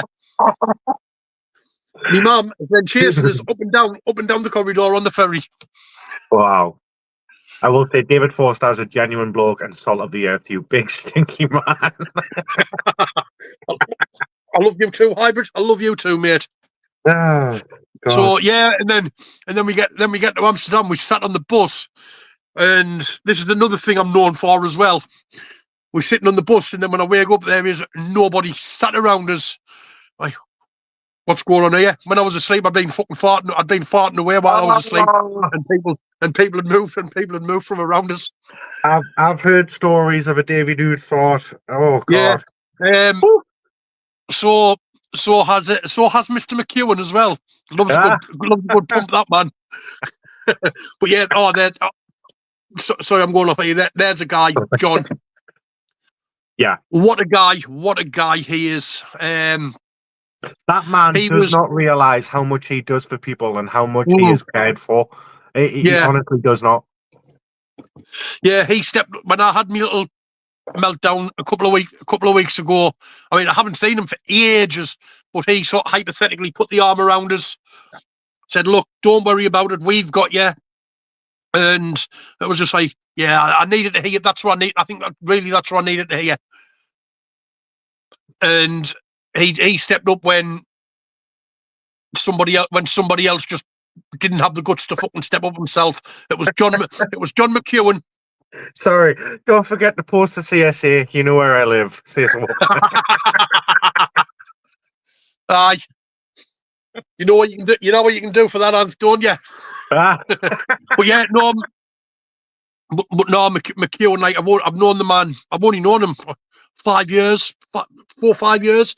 Not long in the grand scheme of things, but he stepped up for me when I needed it. Because at that time, I'll say it now. I was looking for a way out at that time, and I needed to hear that from John. All he had to say was, "I've got your back," and that's all I needed to hear. And he said that, and all wasn't good, but it just started to get better. You have an army behind you, and fitting with the theme for Mental Health Awareness Week, you have a community behind you that are always here. Whether you reach out to them, whether they're going to reach out to you, whether you just want to chat shit. Sometimes that's the best thing. I can't tell you the amount of times. I chat a lot of that. I can't tell you the amount of times I've felt really, really shitty. It's been like 3 a.m. And everyone knows that a lot of my friends are American. I've just inboxed one of them randomly. Hey, what are you up to? And I'll chat for them until the early hours. And it really, really helps having someone there. Yeah, it just can. All you need to hear is someone say, "I'm here." So just drop us a message, no matter what the time. Just drop us a message, and that's just all you need to hear. And when you're having a bad time, even if you don't do it, you know it's there. So do you know what I mean? Gonna need a community to hold him up until he shits. Then we're gone.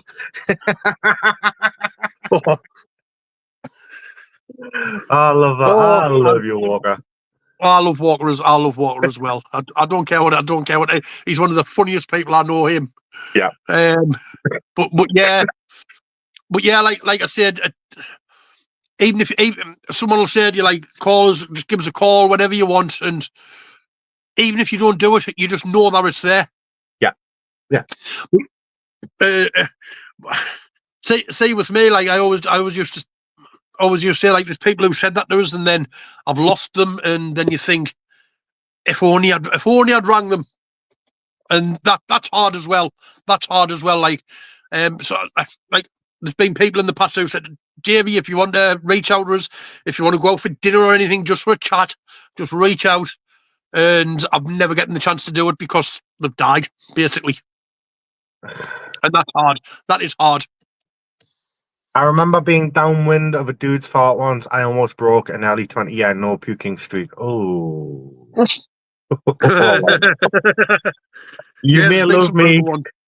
You may love me, but you love my missus more, you little simp. I do, yeah. I do.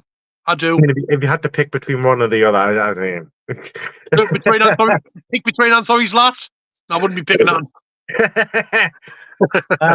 Yeah, but yeah, where were we there, by the way? I'm getting lost now. We're going on about what's keeping you going, and how you keep going through everything. You guys keep us going, like, when everything happened at the beginning.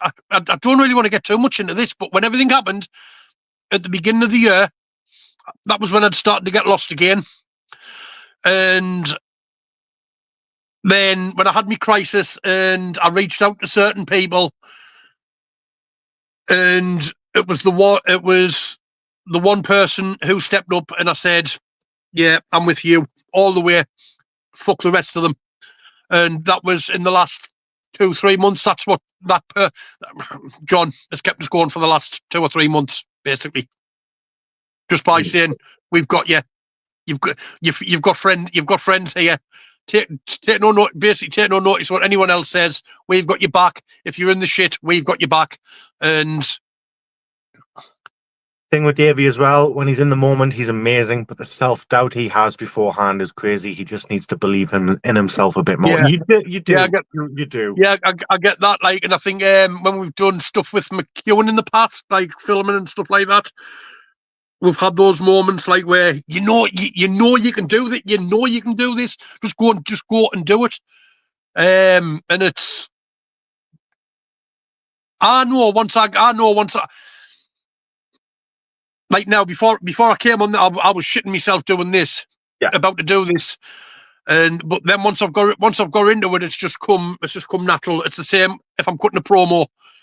I will be crapping myself for hours about having to do, what am I meant to do? Where do I have to be? What do I want to say? I can be about to do a live 5 minutes before. I still don't know what I'm going to say, but then I'll click that, go live. No, 5 minutes before a live, you're fucking off for a tab. Having a tab. Yeah, thinking about what I have to say. But when I click that, it was always when I click that go live button, just came to us like that. Most of the time I didn't even need, like, when I was doing stuff with James in the past, he was meticulous. James was meticulous. You know what James is like. He was meticulous. He would write a lot of stuff down, but whereas I didn't need that. I would back in the early pandemic days, I would text McEwen and say to McEwen, like, what do you think I should be saying? And he would give us some pointers, and then I would go and I'd be shitting myself, but then I would go and just go and do it. I would go and do it flawlessly, Mr. 657. Davey dude's never known a guy with so many takes when filming. Now you've got to get it right. Got to get it right. Yeah. Well, that was James. That was James's thing, and there'd be sometimes like I'd be thinking, oh, what a great one we got through that, and then James would watch it. He'd be like, no, I'm not feeling it. I'm not feeling it. Let's do it again. Hey. But Colin, is another bloke I love dearly. Me and Colin have been at it in CCW. I remember the time when I was the original Davy Dudes and he was the Elite. Him and Sean. Did you know Sean? I didn't know him, unfortunately, but the second I arrived, all the Yeah, stories. you got to know him through the stories. And I loved Sean absolutely to bits. That when he died, that was a hard one. But anyway, I'll get back to that in a minute. And some of the stuff we did, like Sean when they kidnapped me down at sea, down at Dordon. The car journey.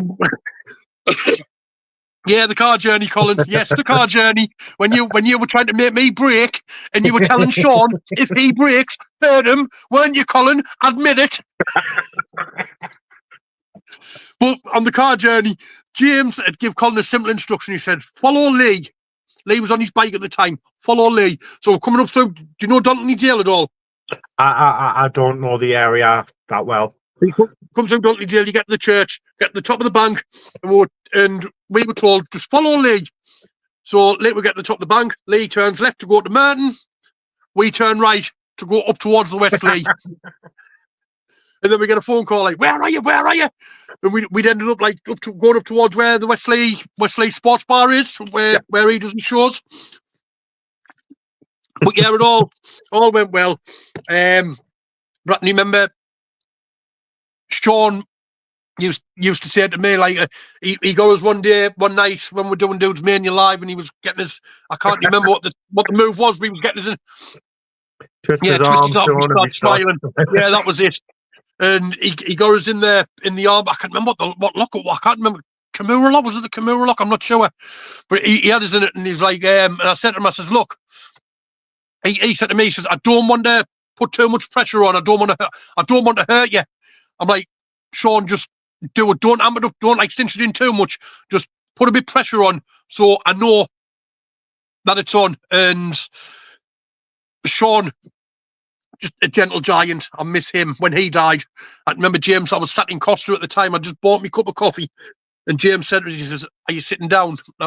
When someone says, I think you need to sit down for this, you know what, something bad's coming. Yeah. And he said, look, he said, I don't know the full details, but I think Sean's died. I'm like, what? He says, yeah. He says, that's the word going round. I think Sean's died. Don't tell anyone yet. And I remember walking out to Costa, looking at this cup of coffee in my hand, and I just screamed. I just paid like what, about £3.50 for a cup of coffee. I just threw this cup of coffee down, stormed up Church Street. And the last time I'd seen Sean, this was another moment when I had a bit of a meltdown, and we're walking up past Wetherspoons, and the Wetherspoons was the last place I'd seen Sean. I'm just looking at Wetherspoons, and I nearly fell to my knees crying. That was horrible, and I've probably still got the video somewhere. I've probably still got my tribute video to him somewhere. Yeah, gentle giant, big miss, really big miss. Walker saying there, Sean made everyone look small. Yes, he did. Yes, he did. The first time I ever met him, I remember saying to him, Sean, when I first met you, obviously, because I think the first time we met him, we were about to do some filming and that, and he looked menacing. Valentine's Day at lunchtime. Yeah, it was. Yeah, 2023, 22. Maybe 2022 or 23. It was Valentine's Day anyway. And I remember looking at Sean like, and I'm thinking, fucking hell, like, look, he's menacing him. Yeah, he did. He definitely did. He's fucking menacing, that man. Look at the side. Look at the size of him. And I put my hand out to shake his hand, and I'm saying, "Fucking, can I have my hand back? Can I have my hand back? Like, I think I'm going to need an X-ray on my hand here." I had a really firm handshake. That I can remember telling him, and he used to laugh about. I would say to him like, "Hi, Sean. When I first met you, I wasn't not half intimidated by you. You were like a monster." But the first time I'd met him, we were about to go into filming, so he was probably in that sort of filming mode at the time. Big gentle giant, absolute star. And when he died, like, I lost it. That was a real hard one to deal with. Like someone so young. He's only I'm 43, He was probably about a year older than I am now, 44, 45 maybe when he died. Horrible. I've heard so many stories about Sean, but the one I always hear first, and I think it was the one the first story I ever heard was by John, and it was during a training session. Lily got a hair stuck on some Velcro or something. I think it was on the crash mat. And he very carefully picked a hair out of the Velcro so he wasn't So cooking he it didn't too hurt hot. that. Yeah. I've heard that story so many times now, but I think it's testament just how kind of a soul Sean really was. Yeah, the best. Another one about that is we were down the churchyard one day. Were we Pandemus at the time? I can't remember if we were Pandemus at the time or whether it was just still me and the pandemic. I think it was still me and the pandemic priests, and we're having a big brawl with the priests. We're having a brawl with Ronnie, now Don Bronson, and Sean down in the churchyard. Chrissy Walker was dressed up as one of the priests. And James had found this log. He said, Sean, twat him with that, will you? When you at some point. So Colin just said the branch. The branch. Yeah, so Sean's looking at it, and Chrissy's looking at it. And, I don't think it'll smash up. I don't think this is going to smash over his back. James, it will. Don't worry about it. It will. Chrissy's saying as well, I don't think it'll smash over my back. Oh, it will. Let's do it. It'll look mint. So we get to it. What happens? He smashes him over the back with it. Doesn't break. But before that, you're just saying about Sean being gentle. Before that, he kept saying to Chrissy, like, I won't hit you too hard. I don't want to hurt you. I like you. I don't want to hurt you. I like you. And that was Sean. That was just Sean to a T. That so gentle. Wow. Yeah. I've got two more questions here for you, Davey. Right. Go on. This next one is for the people. What do you wish that more people watching or people who are going to watch this? What do you wish more people would understand about long-term mental health issues?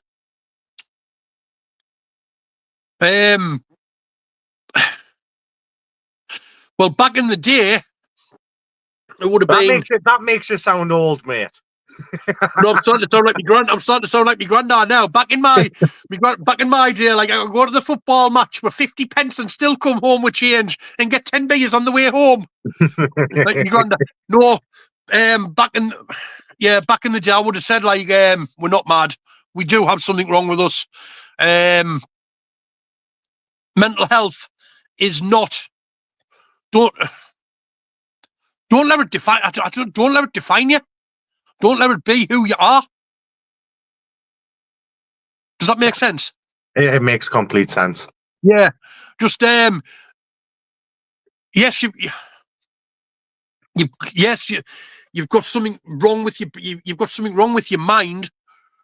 You might not function. You might think. I always say I don't function the way my mind doesn't function the way most of the minds thinks. But just be yourself, basically. Yeah. Best version of yourself. Be the best version of yourself. Yeah. Cannot argue with that one bit. Yeah. Not one bit. This last question. It's more of a message from you to everybody. Finally, for someone who has felt completely lost, alone, broken, to others who might feel lost, alone, or broken, what message would you like to leave them with? I think we've already said it before. Don't suffer in silence. That's the main one. There is always somebody out there who will help you. There's always someone out there you can talk to. Even if they don't understand what you're going through, reach out. Even if they don't understand what you're going through, they might know somebody who does understand what you're going through.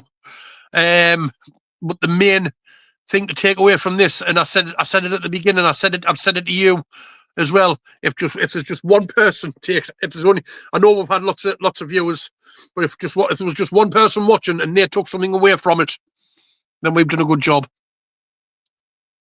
But the main message is don't suffer in silence. No matter how hard it gets, Don't do the things I did. Don't go and sit on a railway bridge. Don't go and shove tablets down your throat. Don't cut things like that. It's no release. It's no release at all. Don't do that. If that's where you're at, if that's where your mind's at, just reach out to somebody. Me, DJB, anyone who's watched this. If you could just drop into their inbox. Yeah, that's my friend Becky. Yeah. Becky doesn't know any of you guys, but there's another there. It's community, man. It can be a very powerful thing. Yeah, it can be. But yeah, the main thing to take away from this is don't suffer in silence. It's not worth it. It gets you nowhere. And you don't just. You may think you're better off. Not here. You're not. You're valued. You're loved. If you think you're in that darker place where you think you're better off dead, that's just. Yeah, I've been there. It's not nice. Yeah, you're not. I'm sorry. I'm stumbling over my words. I know what I need to say, but it's hard to say it. I think you know what I'm getting at, though. I do. I'm pretty sure everybody watching knows what we're getting at. Yeah. So this is the point where I'm going to say thank you very much for coming on here, telling your story, your experiences, giving people your advice. But this is the part of the show where you have free reign, Davey. Say whatever you want to whoever you want, whether it's something we've covered, whether it's something we've missed out. It can be about anything else. This is your time. Yeah. Yeah, I mean, this journey, 35 years. I did, as I said, I started a few years ago making blogs and stuff like that. I don't think they were read by a few people, but not many. But there's been times when I thought it was utterly hopeless. There was no hope whatsoever.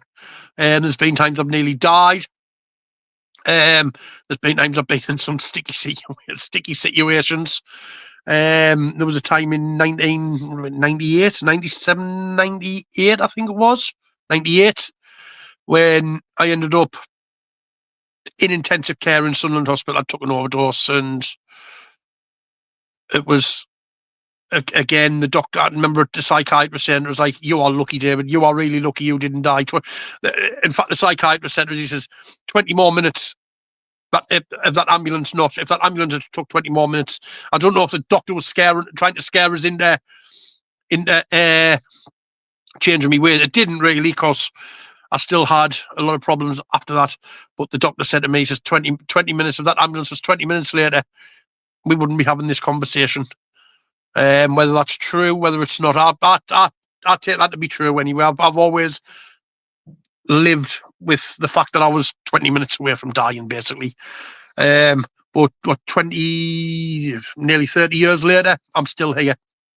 I'm still fighting.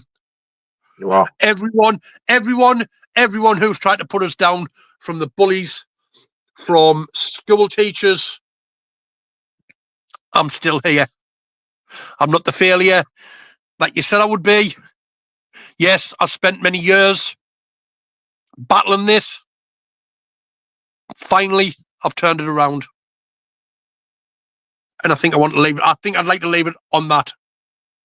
Well, I can't think of a more perfect way to finish this.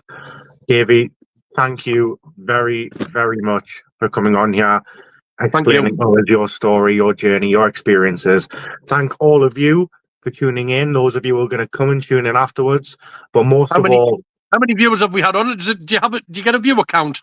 So I do get a total viewer count, but I don't like to tell people on air how many we're watching. Right. Well, send a message afterwards. And and tell us how. I'm really dying to know how many people say I've it had loud. watching. I will say it loud, ladies and gentlemen. Thank you for watching. But the last thing I am going to leave you all with is help is available. If you feel you need to speak with someone, whether it's the Samaritan, whether it's the, I'm going to say unalive, whether it's the unalive hotline, whether it's Davey, whether it's me, whether it's a friend, whether it's just a stranger, there's always somebody who is willing to listen and willing to help. Mind saying that, sorry, quickly before I go there, I used to find back in the days of MSN Messenger, I'm sure me age again. I mean, I used to have friends on MSN Messenger, and I wouldn't talk to people about it, but I used to find reaching out to strangers quite good because I didn't see them from day to day. So I always found that was it's probably the same with you when you say you reach out to your friends in America, you don't see them day to day, so it makes it a little bit easier to talk about. Yeah. It really does. It really does. I think my American friends know more about me than some of my friends who are over here, who live up the street. Yeah. Yeah. So, Davey, for the third time, thank you. Thank you. It's been an honor. You've gone through this such a hard journey in life, but like you said, you are still standing.